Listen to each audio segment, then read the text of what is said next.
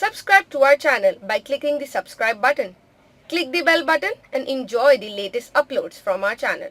ये जो इज्तिमाई जिक्र होते हैं, एक बंदा पहले कहता है फिर दूसरे बंदे सारे मिलकर कहते हैं, ये भी बिदअत में शुमार होता है। हज़रत अब्दुल्लाह बिन मसूद मस्जिद में आए, दायरा लोग बना के बैठे हुए थे। एक बंदा कहता है ला इलाहा इल्लल्लाह, फिर वो सारे कहते हैं ला इलाहा इल्लल्लाह, फिर वो कहता है सुभान अल्लाह, फिर सारे कहते हैं सुभान अल्लाह। वो आया मस्जिद में कहा, अल्लाह के बंदो, अभी नबी करीम सल्लल्लाहु अलैहि वसल्लम का कफन भी गीला है और तुमने अभी से बिदअतें शुरू कर दी।